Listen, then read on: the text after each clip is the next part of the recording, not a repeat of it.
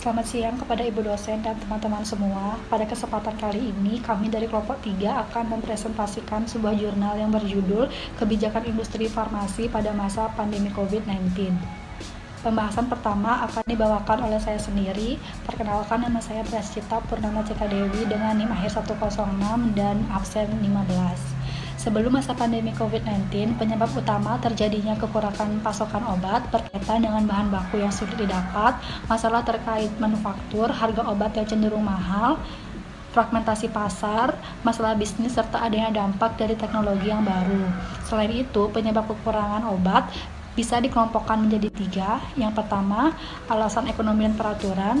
Yang kedua, terkait masalah bisnis. Dan yang ketiga, masalah manufaktur dan rantai pasok. Yang pertama ada kebijakan ekonomi dan peraturan yang ketat. Nah, peraturan ini dapat menyebabkan kekurangan pasokan obat meliputi kebijakan fiskal yang ketat, perubahan kebijakan pemerintah, bertambahnya peraturan terkait persyaratan dan perubahan permintaan obat karena adanya aplikasi pengobatan baru. Dan yang kedua, ada masalah bisnis yang menyebabkan terjadinya kekurangan pasokan obat, yaitu meningkatnya harga dan menurunnya margin, meningkatnya dominasi oleh sejumlah produsen, sistem tender yang mendukung produsen besar, dan lain-lainnya.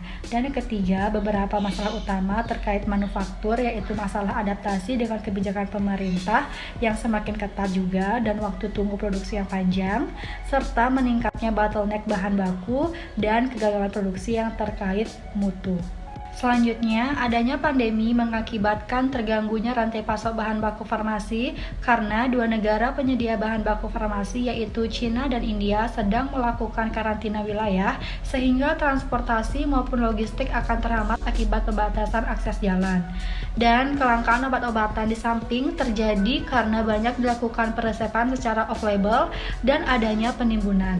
Akibatnya, hidroksikloroquine saat ini sulit diperoleh untuk pasien non-COVID yang membutuhkan obat ini seperti pasien reumatoid arthritis dan penyakit autoimun yang lainnya. Baik, selanjutnya presentasi akan dilanjutkan oleh rekan saya. Perkenalkan, nama saya Nilo Gedesri Maharani, nomor absen 14, NIM akhir 096. Di sini saya akan melanjutkan presentasi dari teman saya. Yang pertama, saya akan menjelaskan tabel estimasi kebutuhan Amerika Serikat dan global terhadap HCQ atau hidroksikloroquine. Nah, di mana pada tabel 1 ini dilakukan perbandingan pasar hidroksikloroquine sebelum dan sesudah COVID-19 merebak, serta prediksi kebutuhan hidroksikloroquine di Amerika Serikat dan dunia jika obat ini sudah terbukti memiliki khasiat terhadap COVID-19 pada uji klinik. Nah, di masa pandemi ini, permintaan kebutuhan hidroksikloroquine ini mengalami lonjakan. Nah, dengan adanya lonjakan ini, beberapa industri farmasi melakukan strategi untuk mencegah terjadinya kekurangan terhadap kebutuhan hidroksikloroquine seperti yang tertera pada tabel 2, di mana pada tabel 2 ini dijelaskan bahwa beberapa industri farmasi itu melakukan peningkatan atau menaikkan produksi hidroksikloroquine ini dari produksi sebelumnya, dan juga mendonasikan atau menyumbangkan hidroksikloroquine ini ke beberapa rumah sakit yang ada di Amerika Serikat. Kemudian yang selanjutnya, menurut pendapat permintaan dan perubahan, regulasi atau GMP dapat mempengaruhi faktor eksternal seperti ketersediaan bahan aktif, eksipien, dan juga peralatan. Nah, juga berpengaruh ke faktor internal seperti personil, formulasi, dan proses marketing authorization holder. Nah, di masa COVID-19 ini, dampak dari kekurangan pasokan obat terhadap beberapa aspek mutu perawatan meliputi risiko terhadap pasien karena terlambatnya penanganan atau kesalahan terkait obat, meningkatnya beban kerja apoteker di rumah sakit dan seluruh tim medis untuk menangani kekurangan pasokan obat, beban ekonomi rumah sakit maupun sistem kesehatan nasional. Kemudian yang selanjutnya, selama masa pandemi COVID-19 ini banyak sekali negara yang melakukan lockdown, termasuk salah satu negara pengekspor bahan aktif farmasi terbesar di dunia, yaitu China. Kemudian maka dari itu negara yang juga menjadi pengekspor bahan aktif farmasi terbesar setelah Cina yaitu India juga berusaha menjaga pasokan bahan aktif farmasi. Nah, di mana untuk menangani hal tersebut pemerintah dan perwakilan industri farmasi di India mengadakan diskusi untuk meningkatkan kapasitas produksi bahan aktif farmasi di India dengan mempercepat perizinan pembangunan pabrik, termasuk perizinan dengan Kementerian Lingkungan Hidup, memberikan kemudahan terkait kelistrikan dan lain-lainnya. Kemudian yang selanjutnya akan dilanjutkan oleh teman saya. Perkenalkan, nama saya Kumar Ani Purwati, nomor absen 10 dengan NIM akhir 071. Di sini saya akan melanjutkan presentasi dari rekan saya. Selanjutnya itu ada tentang gangguan pasokan obat-obatan. Di Eropa, strategi obat-obatan yaitu the EU atau Executive Steering Group Consortium of Medicine Caused by Major Event mengambil keputusan strategis untuk tindakan segera dan terkoordinasi untuk mengatasi kekurangan pasokan obat-obatan di negara-negara Eropa. Dalam masa pandemi ini, bersama industri farmasi dirancang sebuah sistem yang disebut ISPOC atau Industry Single Point of Contact, yaitu suatu sistem untuk mempercepat interaksi antara industri dan EU Executive Steering Group mengenai adanya kelangkaan. Dan selanjutnya adalah solusi lain untuk mengurangi kekurangan pasokan obat, yaitu adanya sistem ISMM atau Integrated System of Medicine Monitoring.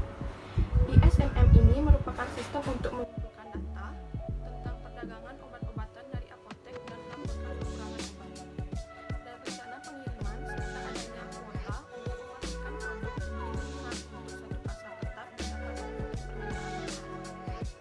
Industri farmasi di Eropa berkomitmen untuk melawan pandemi COVID-19, salah satunya dengan mencegah terjadinya kembali wabah ini di masa depan.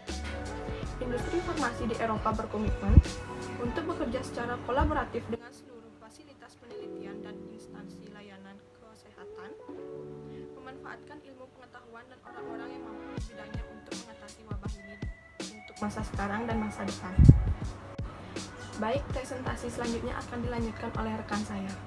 Nama saya Mas Tri Mulyawati, nomor absen 22. Saya akan melanjutkan presentasi dari Komang Ani Purwati.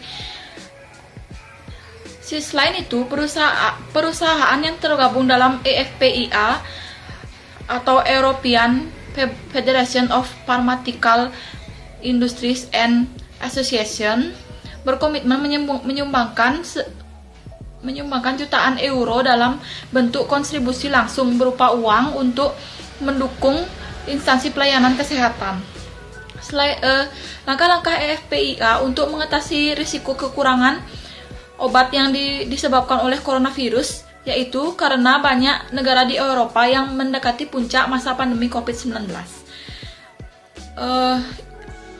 Industri yang tergabung dalam anggota EFPIA terus bekerja sepanjang waktu untuk meningkatkan kapasitas dan memastikan pasokan obat-obat penting untuk pasien di seluruh Eropa.